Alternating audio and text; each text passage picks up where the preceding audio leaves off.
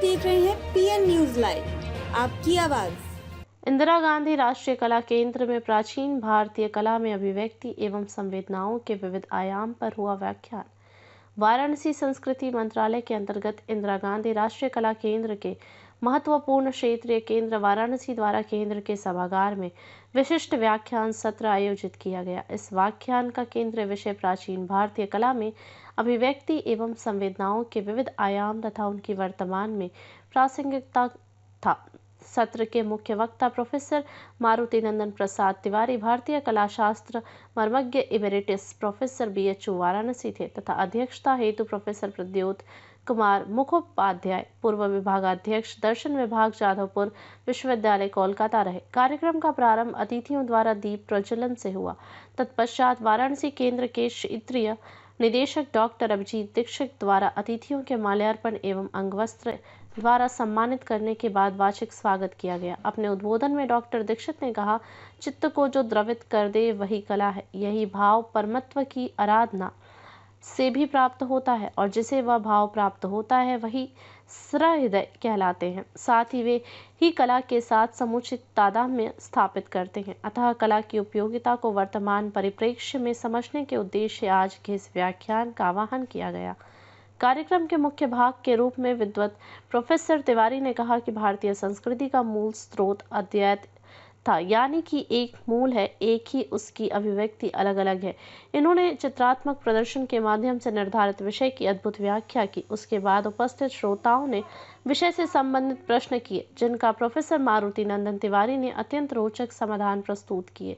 इसके उपरांत अध्यक्षीय संबोधन प्रदान करते हुए प्रोफेसर प्रद्योत कुमार मुखोपाध्याय ने कहा कि प्रोफेसर तिवारी ने अपने व्याख्यान द्वारा हमारी ज्ञान शुद्धा को बढ़ा दिया। उन्होंने कला केंद्र के ऐसे प्रयत्नों और इसके प्रथम कार्यकारी प्रमुख आदरणीय कपिला वात्सल्य के ज्ञान खोजी प्रयासों की अत्यंत प्रशंसा की। इस कार्यक्रम का संचालन डॉक्टर त्रिलोचन प्रधान द्वारा तथा धन्यवाद ज्ञापन डॉक्टर शिवेंद्र सिंह द्वारा किया गया। इस कार्यक्रम में प्रोफेसर दीनानाथ शर्मा, निदेशक पार्श्वनाथ विद्यापीठ, professor CD Singh, professor Om Prakash Singh, professor Shanti Swarup Sinha, professor Usha रानी तिवारी, प्रमोद पाठक, संस्कार भारती, ज्ञानेंद्र नारायण राय, भारत अध्ययन केंद्र के अलावा काशी हिंदू विश्वविद्यालय के इतिहास एवं पुरातत्व विभाग के अधिक संख्या में विद्यार्थी उपस्थित रहे। धन्यवाद। अपना परिचय बता दें। नमस्कार, मैं डॉक्टर अभिजीत दीक्षित, इंदिरा गांधी राष्ट्रीय कला केंद्र क्षेत्रीय केंद्र का निदेशक बोल रहा हूँ। क्या कहेंगे, आज किस तरह की व्याख्यान लोग देने आए हैं, कौन कौन कहाँ से? इंदिरा गांधी राष्ट्रीय कला केंद्र कला के सभी पक्षों पर कार्य करता है, चाहे वह वाचिक हो, चाहे वह लिखित हो, दृश्य हो, श्रव्य हो। इन सभी तत्वों को समावेश करते हुए आज का व्याख्यान कला की मौलिक अभिव्यक्ति किस प्रकार होती है, उसकी वर्तमान में प्रासंगिकता किस प्रकार से है और न सिर्फ कला का महत्व क्या है, इसको प्रतिभाषित करता हुआ, उसको परिभाषित करता हुआ यह व्याख्यान हम आयोजित कर रहे हैं। इसमें जो व्याख्यान प्रदान करने आ रहे हैं प्रोफेसर मारुति नंदन प्रसाद तिवारी सर, विश्व प्रसिद्ध कलाविद, शास्त्र मर्मज्ञ हैं तथा दर्शन विभाग जाधवपुर यूनिवर्सिटी के पूर्व विभागाध्यक्ष प्रोफेसर प्रद्योत कुमार मुखोपाध्याय इसकी अध्यक्षता करेंगे। क्या इस व्याख्यान का क्या उद्देश्य है? कला को हम विविध रूपों में देखते हैं। कला को हम मूर्ति कला में देखते हैं, कला को हम गायन कला में देखते हैं, हम चित्रकला के रूप में देखते हैं, लेकिन इसकी प्रासंगिकता क्या है, आज के इस भागदौड़ के युग में कला का क्या महत्व है और हमें कला को किन रूपों में जानना चाहिए, यह अत्यंत महत्वपूर्ण विषय है और इसको आज हम व्याख्यायित करने का प्रयास कर रहे हैं। आज व्याख्यान है, किस तरह की व्याख्यान आज किया जा रहा है? आप आए हैं, पधारे हैं। हम तो व्याख्यान देने आए, नहीं सुनने आए। इन्होंने व्याख्यान देंगे, हम सुनेंगे, ये हमारा प्रधान काम है, ठीक है। और हम ये शिल्प शास्त्र का आदमी भी नहीं है। अच्छा, ठीक है। तो हम दर्शन का आदमी है। अध्यापक थे, रिटायर्ड हो गया, बहुत उम्र हो गया तो रिटायर्ड हो गया, किंतु इसके साथ जुड़ा है। वो व्याख्यान सुनने आता है, कभी कभी इसमें भाग लेना पड़ता है, कभी व्याख्यान देना पड़ता है, यही करता है, यही हमारा काम है। ठीक है। पार्वती के साथ पाणी ग्रहण के बाद परिक्रमा कर रहे हैं अग्नि की, और उनका पैर पकड़े हुए है एक स्त्री आकृति, छोटी आकृति।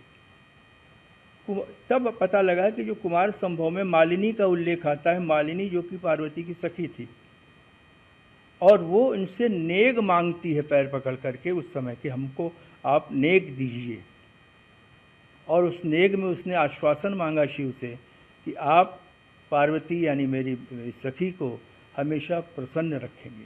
तो ये छोटी छोटी बातों के माध्यम से, अब इतनी बात में कथा बता गया, केवल एक आकृति है। ऐसे ही एक आकृति अनेक और कई कथाओं और संदर्भों को व्यक्त करती हुई चलती है। प्रतीकों की बात होगी, और यही नहीं, ये अतीत नहीं है कि पुराणों में आ गया, 10वीं शती के मूर्तियों में आ गया, 12वीं शती के मूर्तियों में आ गया। ये वर्तमान है। मैं यहाँ वर्तमान में बताऊंगा कि कैसे आज भी विवाह में सारे परिवर्तन हो गए ना, लेकिन अग्नि होगा, अग्नि की उपस्थिति होगी, साक्षी होंगे, परिक्रमा होगी, पाणी ग्रहण होगा। ठीक है। आप कहते हैं जयमाल मॉडर्न है, जयमाल कहाँ से मॉडर्न है? जयमाल की परंपरा आपको रामायण में मिलती है। तो वर्तमान में वो चीज़ें हम जी रहे हैं। हर धार्मिक अनुष्ठान में हम स्वस्तिक बनाते हैं, जल कलश की स्थापना करते हैं, पद्म को पूजते हैं, सूर्य को पूजते हैं, चंद्र को पूजते हैं।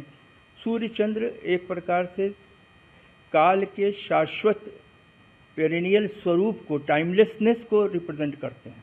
इसी की मूर्तियों में भी मिलता है। तीर्थंकर बैठे हैं, बुद्ध बैठे हैं, दो और एक सूर्य एक चंद्रमा, यानी उनके जो उपदेश हैं वो शाश्वत मूल्य के हैं। ठीक है। और आज क्या है? आप नारा भी सुनते हैं तो क्या सुनते हैं? जब तक सूरज चांद रहेगा तब तक तेरा नाम रहेगा, नेता की। विवाह गीत में क्या सुनते हैं? सुहाग के लिए, सुहाग के लिए जो गीत गाए जाते हैं उसमें भी वो बात है। और अभी कल मुझे व्हाट्सएप पर एक चित्र मिला, विराट स्वरूप विष्णु का भेजा गया, मॉडर्न, एकदम मॉडर्न। वहाँ भी मैंने जब ध्यान से देखा कि एक और सूर्य एक और चित्र। तो अब ये अतीत है या वर्तमान है, या अतीत को वर्तमान में जीने का उदाहरण है, ये हमको आपको समझ